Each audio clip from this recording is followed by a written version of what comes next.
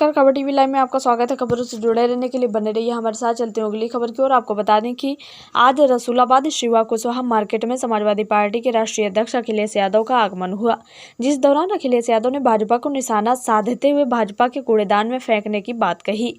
जिस देश के प्रधानमंत्री ने स्वयं झाड़ू लगाई और सफाई कर्मियों के पैर धोए, ऐसे देश के प्रदेश में बीजेपी वाले लूट मचाए हुए हैं। ऐसे लोगों की सफाई का काम समाजवादी पार्टी करेगी। प्रदेश सरकार में किसानों को भी ठगा जा रहा है। किसानों को उनके गेहूं की फसल का उचित मूल्य नहीं मिल रहा है। पूरा का पूरा गेहूं प्राइवेट हाथों में देकर अमीरों की जेब भरी जा रही है। समाजवादी पार्टी जातीय जनगणना करवाना चाहती है। जातीय जनगणना होने पर ही सबका साथ और सबका विकास संभव होगा, तभी राम राज्य स्थापित होगा। यह बात समाजवादी पार्टी के राष्ट्रीय अध्यक्ष एवं पूर्व मुख्यमंत्री अखिलेश यादव ने रसूलाबाद की जनसभा में कही। उन्होंने जोर देकर कहा कि जब तक जातीय गणना नहीं होगी तब तक समाजवाद नहीं होगा, और जब तक समाजवाद नहीं होगा तब तक राम राज्य भी नहीं होगा। समाजवादी पार्टी जातीय जनगणना कराकर सबका विकास कराना चाहती है। उन्होंने कहा कि वह अलीगढ़, मेरठ आदि सभी जगहों से होते हुए आए हैं। इन चुनावों में सबसे ज्यादा मेयर सपा पार्टी जीतेगी। यह चुनाव 2024 के चुनावों की दिशा तय करेगी और दिल्ली की सरकार में बदलाव होगा। इस सरकार में कुछ भी नया काम नहीं हुआ है। सपा ने पुलिस की सहायता के लिए डायल 100 की जो व्यवस्था की थी वह बढ़ाकर यूपी 112 कर दी गई है। पुलिस वालों का प्रमोशन कर दिया गया है, जिससे उनकी फीस भी बढ़ गई है। 108 एम्बुलेंस की व्यवस्था भी समाजवादी पार्टी की देन थी। समाजवादी पार्टी की सरकार में जो सड़क चौड़ीकरण का प्रस्ताव थे और काम शुरू हो गया था, उन्हीं को आगे बढ़ाया गया है। भाजपा सरकार में कोई भी नया काम नहीं हो रहा है। यह सरकार झूठ फैला रही है, लोगों के बीच में नफरत फैलाने का काम कर रही है। प्रदेश में सपा सरकार ने जो सुविधाएं दी थी वह बंद हो गई हैं।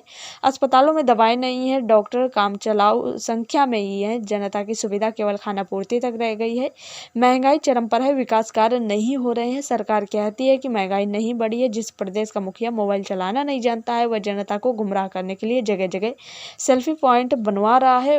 वह यहाँ तक किसी प्रकार के सड़कों के गड्ढों और सांडों के हमले से बचते बचाते आए हैं। सरकार कहती है कि कोई टैक्स नहीं लगाया गया है, जबकि जनता टैक्सों के बोझ से दबी जा रही है। शहर में कूड़े के ढेर हैं, नालियां बजबजा रही हैं। प्रदेश के मुख्यमंत्री कहते हैं कि प्रदेश में माफिया गुंडे नहीं है, मुकदमे वापस नहीं लिए गए हैं। अरे, यदि मुकदमे वापस न लिए जाते हैं तो मुख्यमंत्री के विरुद्ध मुकदमों की लंबी फहरिस्त कैसे खत्म होगी? मुख्यमंत्री से पूछो तो वह केवल एक ही जवाब देते हैं, तमंचा। इस क्षेत्र से आप लोगों ने विधायक और सांसद भाजपा का बनाया, लेकिन कोई नया काम किया हो तो आप हाथ उठाए। समाजवादी पार्टी जिन कामों को कर गई थी वह काम वहीं तक हुए हैं। मौजूदा सरकार में घूसखोरी, बलात्कार, डकैती आदि की घटनाएं बढ़ती जा रही हैं, लेकिन कोई सुनवाई नहीं हो रही है। अन्याय बढ़ा है, किसान परेशान है, अमीरों की जेब भरी जा रही है। जनता को प्रदेश मुखिया यह बताकर गुमराह कर रहे हैं। देखिए ये रिपोर्ट। क्योंकि जनता कूड़ा और बंद पड़ी नालियां, जल भराव, सड़कों पे जानवर, बिजली महंगी, हाउस टैक्स महंगा, इन बातों पर चुनाव होने जा रहा है और बीजेपी इनकी बातें नहीं कर रही है। क्योंकि दिल्ली और लखनऊ की सरकारों ने जो भी पैसा दिया, भारतीय जनता पार्टी के लोगों ने अधिकारियों से मिलकर के लूट लिया और इसी बर्बादी की वजह से जनता इनसे नाराज है। बेरोजगारी बड़े पैमाने पर है, महंगाई बड़े पैमाने पर है। अब मुख्यमंत्री कह रहे हैं कि उन्होंने 2 सेल्फी पॉइंट बना दिए। वो अपने घर के बगल में गोमती नदी में बदबू, गंगा मैया में बदबू, गंदगी, और आज भी नाले नहीं बंद कर पाए। बिना नाले बंद किए क्या संभव है गंगा साफ हो जाएगी? ये जो मिलन है गंगा से और नालों का, क्या ये सरकार रोक पाई है?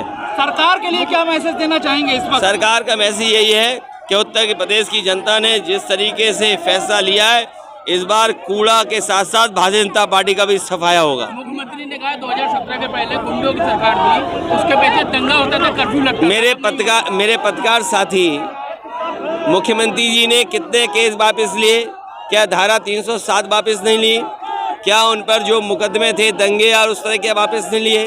क्या डिप्टी सीएम, कोई सोच सकता है चंदे की पर्ची फर्जी छपाई हो, उस पर मुकदमा हो गया हो? आपके डिप्टी सीएम की क्या है, यही मुकदमा हाईकोर्ट में चला कि नहीं चला? तो इनसे बात मत करिए। जब ये कूड़ा नहीं हटा पाए, महंगाई नहीं कम कर पाए, बेरोजगारी नहीं खत्म कर पा रहे, मुख्यमंत्री जी कहते हैं 100 में 4 बेरोजगार हैं, इनकी बात को कौन मान लेगा? जो लोग सड़कों पर सांड के हवाले व्यवस्था कर रहे हैं, आज भी अखबार पढ़ोगे तो एक नौजवान सांड से टकरा करके उसकी जान चली गई। जो लोग सड़क पे नहीं सांड हटा पा रहे हैं और स्मार्ट सिटी का सपना दिखा रहे हैं, स्मार्ट सिटी, इनसे पूछो स्मार्ट सिटी होती क्या है। इन्होंने इतना पैसा लूटा है कि बीजेपी के लोगों की शक्लें देखो तो स्मार्ट हो गई हैं, लेकिन सिटी स्मार्ट नहीं हुआ। शाइस्ता को माफिया कह दिया पुलिस ने अपनी। देखिए, ये पुलिस को चला रहे हैं मुख्यमंत्री जी, पुलिस को चला रही है बीजेपी। ये पुलिस की भाषा नहीं है, ये बीजेपी की भाषा है। एक महिला को इस तरह कहना, ये बीजेपी की भाषा है, मुख्यमंत्री की भाषा है, और ये नफरत से चुनाव जीतना चाहते हैं, समाज को बांट के चुनाव लड़ रहे हैं। आप तो बजरंग दल को बैन करने की बात कही थी। अरे भाई, क्या बातें कर रहे हो? बजरंग बली को कौन बैन कर लेगा? कौन बैन कर लेगा? अगर योगी जी भी चाहेंगे तो नहीं बैन कर पाएंगे।